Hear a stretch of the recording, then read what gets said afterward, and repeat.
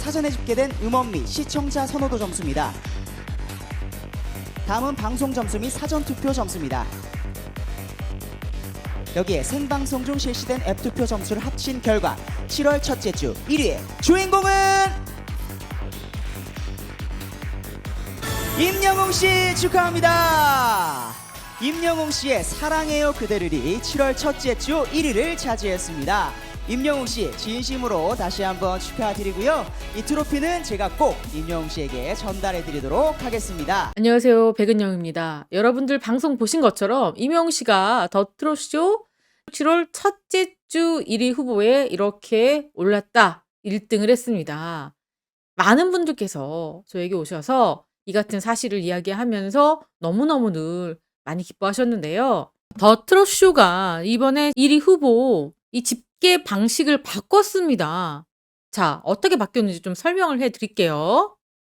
자, 어떤 부분이 달라졌느냐. 자, 여기 보시면 음원 점수는요. 과거에는 여기가 음원 점수가 30%였습니다. 그런데 이번에 바뀐 것은 20%로 10% 하락했고요. 반면 늘어난 게 있습니다. 사전 투표 점수가 20에서 30%로 10%가 늘어났습니다.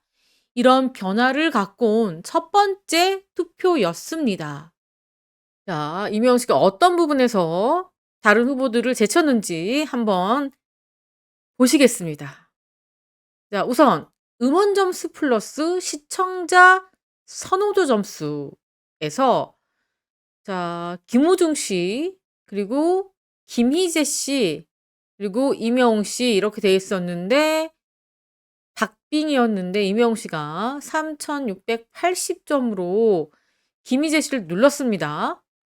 그리고 그다음 방송 점수, 사전 투표 점수인데 자, 여기에서 김호중 씨가 4,546점, 그리고 김희재 씨가 5,000점, 임영웅 씨가 3,523점이었습니다. 사전 투표에서는요. 20에서 30%로 오히려 좀 증가했습니다.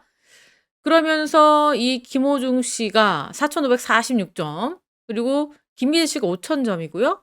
임영웅 씨가 3,523점을 차지했습니다. 사전 투표 점수가 20에서 30% 좀 증가한 것이 또 약간의 점수에 영향을 또 끼친 것 같습니다.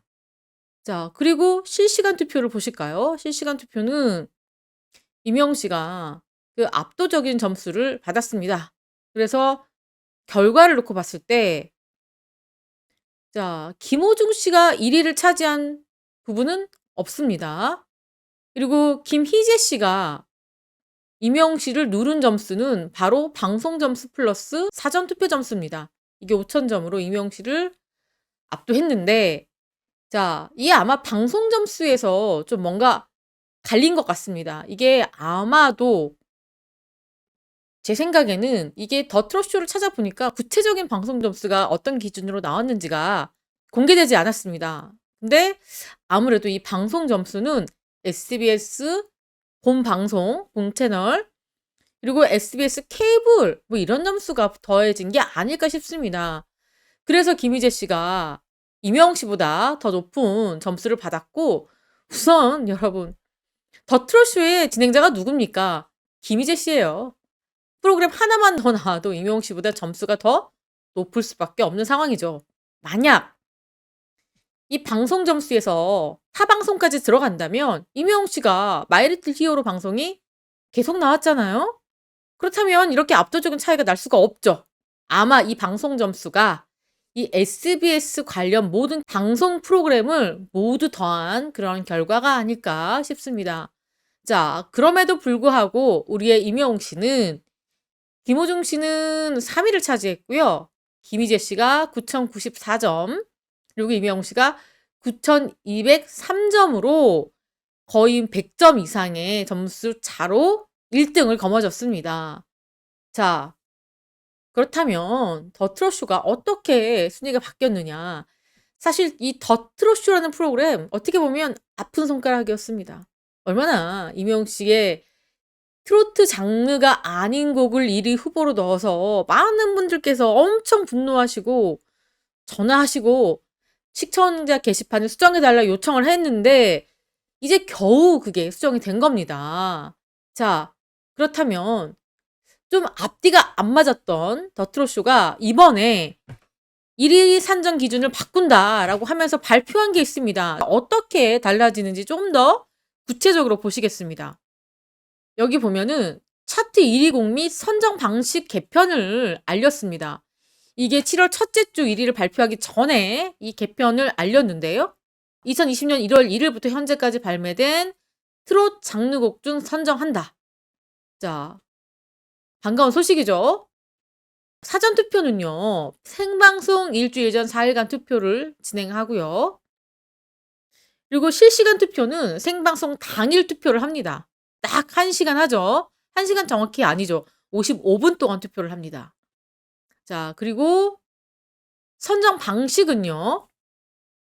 자, 음원 점수가 20%, 그리고 곡 선호도가 15%, 가수 선호도가 15%, 방송 점수가 여기 보면 20%입니다. 그리고 사전 투표가 30%, 모두 더해서 사전 점수 100%로 이렇게 바뀌었습니다. 아까 말씀드린 것처럼 음원 점수는 20%가 됐죠? 그 전에 몇 %였습니까? 30%였습니다. 그리고 사전 투표를 20에서 30% 더 늘렸습니다. 그러니까 아무래도 이 음원 점수보다 사전 투표 퍼센트를 더 높인 걸 보니 시청자들의 참여를 유도하는 것 같은 느낌이 듭니다. 그만큼 많이 사전 투표를 해주시고 많이 앱 투표에 참여를 해주셔야만 그 가수가 1위를 차지할 가능성이 매우 높아진 거죠. 자, 이렇게 더 트롯 쇼의 1위 산정 기준이 달라졌습니다. 자, 그래서 최종 점수는 어떻게 매겨지느냐. 아까 말씀드린 이 사전 점수 100% 플러스 실시간 투표 점수를 또 받습니다. 20%를 차지하는 거니까, 자, 이게 어떻게 보면요, 실시간 투표 점수가 가장 중요한 부분입니다. 아무리 사전 투표에서 많이 100% 가져간다 하더라도 실시간에서 무려 20%가 들어가기 때문에 2%가 가장 높은 거예요. 그러니까 물론 제가 사전 투표를 하지 마라 이런 얘기를 하는 건 아니지만 실시간에서 가장 공을 들여야 된다라는 말씀을 좀 드리고 싶습니다. 이렇게 더 트롯 쇼가 1위 선정 기준을 완전히 탈바꿈했습니다. 자, 요즘 잡지에서 이명웅 씨를 아주 대대적으로 많이들 보도를 하고 있습니다. 자, 많은 분들께서 이 잡지를 어떻게 생각하느냐? 우선은 잡지 같은 경우에는요, 이 판매를 하잖아요. 유료 결제를 해야 되는 겁니다. 그래서 이런 부분들을 좀 걱정하는 것 같아요. 자, 그런데 이렇게 인터넷에 공개되는 얘기들은 뭐 보셔도 됩니다. 돈 들어가는 것도 아니고.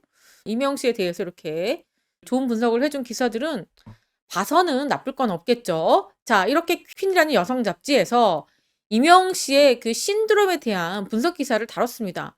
근데 이 기사는 아무래도 마감이라는 게 저희가 잡지를 보는 그 한 1주 전 정도에 뭐 거의 마감이 끝난다고 봐야 되니까 이 기사를 읽어보니까 마이 리틀 히어로가 3회차가 끝날 즈음에 기사가 써지고 그렇게 마감이 된 것 같아요. 자, 그거를 감안하시고 이 이명웅 씨의 신드롬에 대해서는 어떻게 바라보고 있는지, 어떤 특징이 좀 있는지 좀 잠깐 보시겠습니다. 이명웅 씨의 일상을 궁금해하는 팬들에게 KBS 예능 프로그램 마리 리틀 히어로로 이명웅 씨가 돌아왔다 이렇게 썼습니다. 그러면서 예능 프로그램 출연 안 하기로 유명한 이명웅의 예능 프로그램에 단독 출연이라니, 정말 우리 예능 프로그램 나온다고 했을 때 우리 팬분들 진짜 너무너무 기뻐하셨던 순간이 바로 엊그제 같습니다.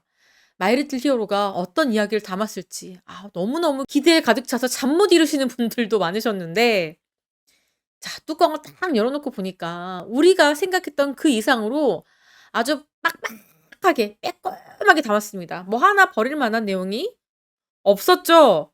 너무너무 행복했던 순간이었습니다. 지난 5주간. 자, 근데 뭐 어때요? 방송은 끝났지만 나는 예능에서 이명웅 씨 이야기 많이 나오고 있고, 또 아쉽지만 이렇게 이명웅 씨 유튜브도 보시고 뉴스도 읽으시고 하시면서 그 좀 서운한 마음을 달래시는 것도 나쁘진 않을 것 같습니다. 자, 어쨌거나 임영웅 씨의 이 마이 리틀 히어로는 미국 LA 투어를 팔로우하는 걸로 처음 기획됐습니다. 그러다 보니까 점점 살이 붙고 살이 붙고 살이 붙고 하다 보니까 이 엄청난 큰 사이즈의 예능이 되어 버렸습니다. 그야말로 리얼한 임영웅 씨의 일상들이 모두 담겼습니다. 자, 이 기사에서는 이 KBS가 지금 어떻게 이 임영웅 씨의 마이 리틀 히어로를 가져갔는지 이런 설명이 좀 있습니다.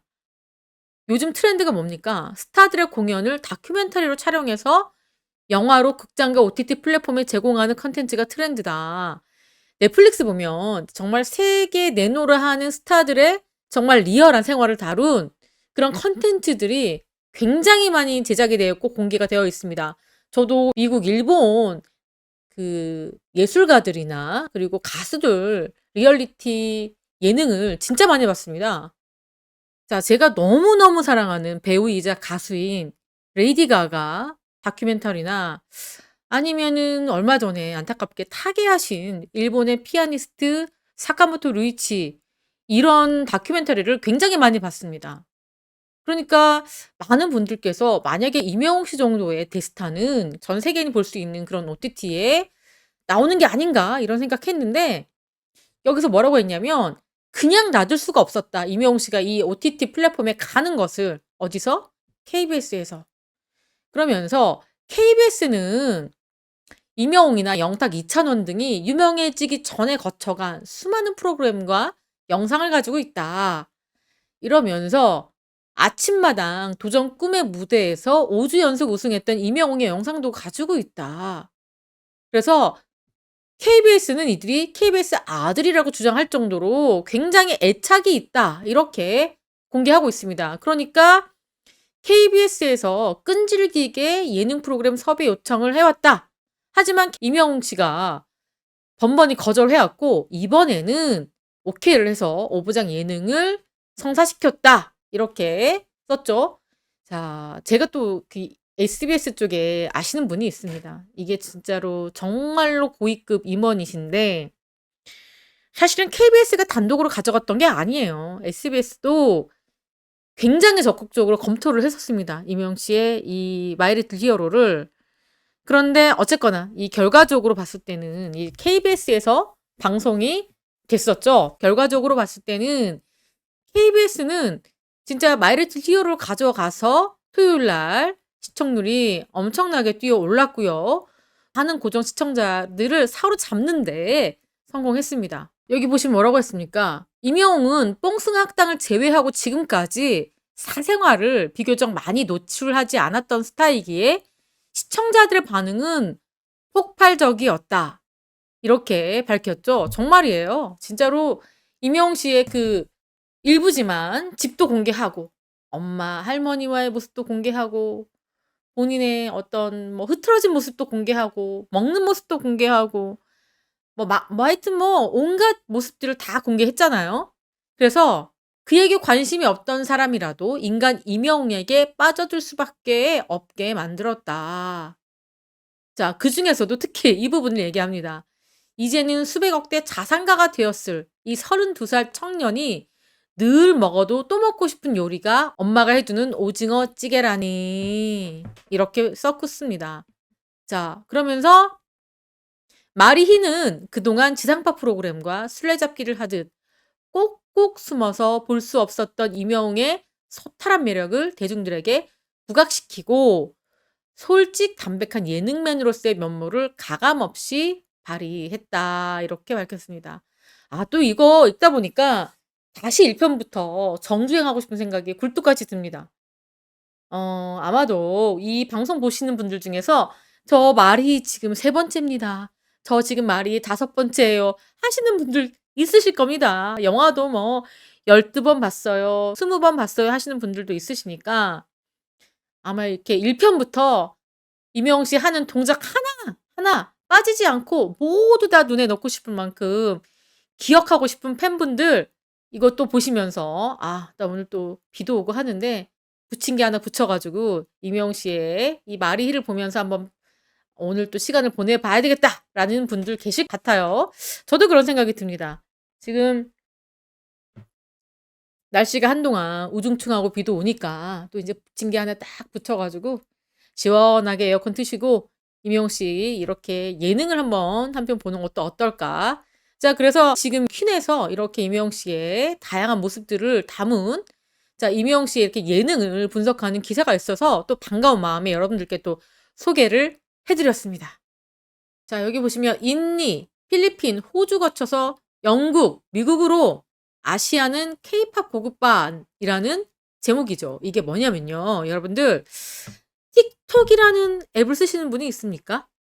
이게 인스타그램과 약간 유튜브를 더한 듯한 그런 느낌이에요. 느낌인데 이 영상 짧은 쇼츠 컨텐츠를 많이 올리는 사람들이 굉장히 즐겨하는 그런 앱입니다. 그런데 그냥 단순하게 이 틱톡이라는 이 앱이 말이죠. 그냥 일반인들이 재밌는 영상을 올리는 그런 차원이 아니라 이 가수들이 세계 진출할 수 있을 만한 그런 교두보 역할을 하는 그런 앱이다라는 설명입니다. 자, 이 매체가요. 이 틱톡에 있는 한 관계자와 인터뷰를 한 것을 쭉 분석을 했습니다. 그런데 좀 관심이 가는 부분이 있어서 여러분들과 함께 공유를 하고자 합니다. 자, 무슨 이야기냐면요. 임영웅 씨 이야기하기 전에 이 피프티피프티라는 그 젊은 가수 아이돌이 있습니다. 자, 여기 보시면 피프티피프티 가수입니다. 세나, 아란, 키나, 시오. 사실 저는 잘 모르겠습니다. 그렇게 익숙한 그룹이 아닙니다. 맞아요.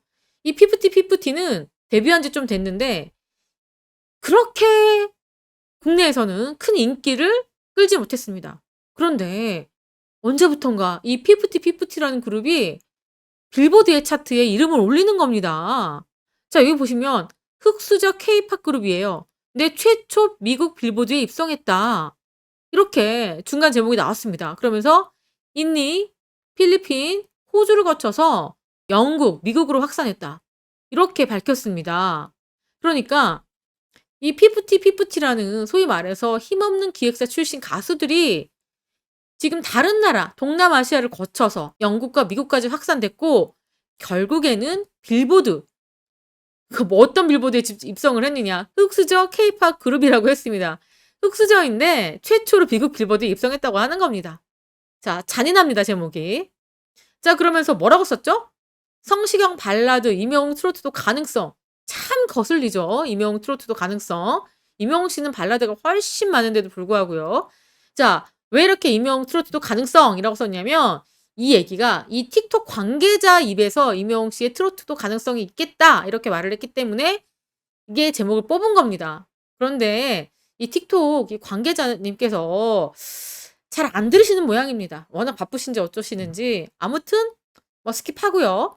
어쨌든 임영웅 씨의 발라드도 충분히 가능성이 있다. 이렇게 봐도 될 것 같습니다. 그래서 제가 이 기사를 관심 있게 지켜본 겁니다. 자, 흑수저 그룹이죠. 흑수저 그룹이라고 했는데 어쨌든 큰 기획사가 아닌 이 아이돌 그룹 피프티피프티가요. 어떻게 미국 빌보드뿐만 아니라 미국 오피셜 차트에서 이름을 올렸는지 이야기를 좀 간단하게 해보겠습니다. 그 시작은요. 틱톡에서 시작됐습니다. 인도네시아의 한 유저가 이 피프티피프티의 곡을 올렸습니다. 그래서 이 올리자마자 동남아시아를 중심으로 뻗어나갔습니다. 엄청나게 확산이 된 거죠. 자, 올리자마자 어떻게 됐습니까?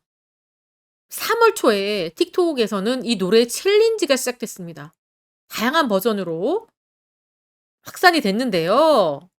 여기 유튜브에서도 이 피프티피프티의 챌린지 영상을 너무 손쉽게 만날 수 있습니다. 그리고 여러분들 이거 그 쇼츠 컨텐츠를 자주 보시는 분들은 이 음악이 너무 귀에 익어서 이게 피프티피프티 노래야? 라고 쉽게 인지하실 수 있을 겁니다.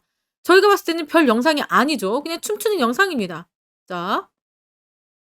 자, 피프티피프티 지금 챌린지를 하고 있는 해외 팬들이에요. 자, 여기 번호가 써있죠. 1번. 그리고 여기 2번. 자, 그리고 여기 이제 3번에 또 이어봤고요.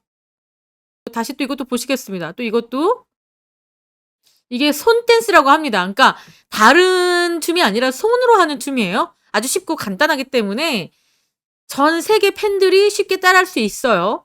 그래서 더 확산세가 빨랐습니다. 보시면 뭐 별거 하여튼 아닙니다.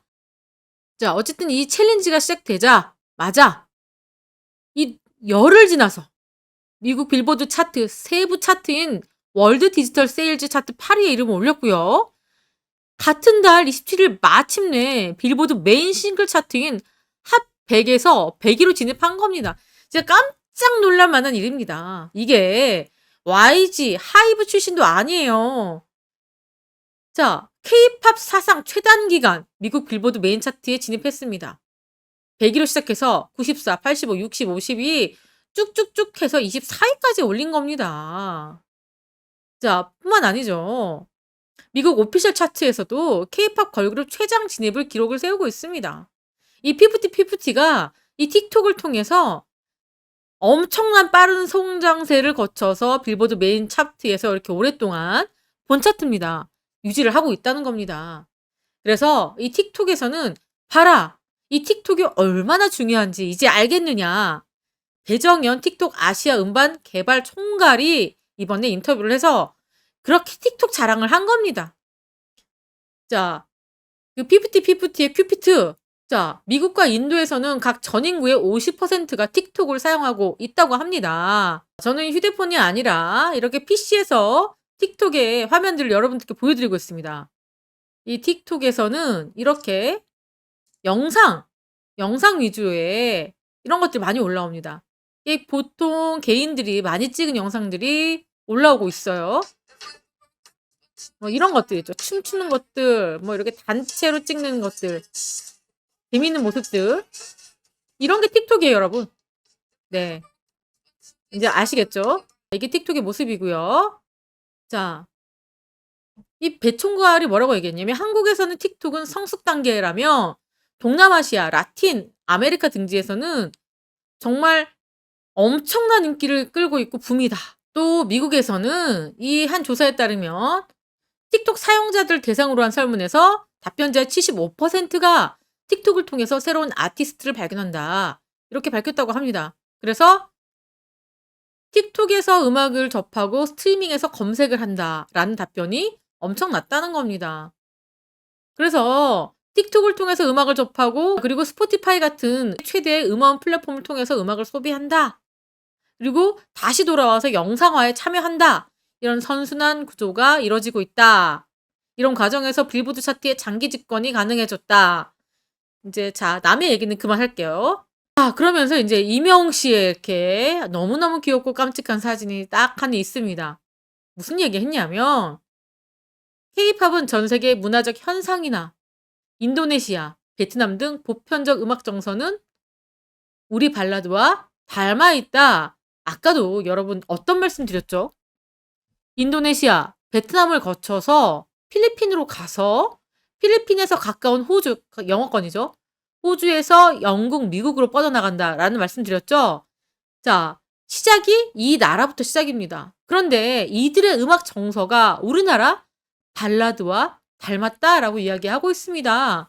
그 이야기 위에 이명웅 씨의 사진이 이렇게 있는 겁니다. 그러니 한국의 발라드나 이명웅 씨의 음악도 소구할 가능성이 매우 높은 겁니다.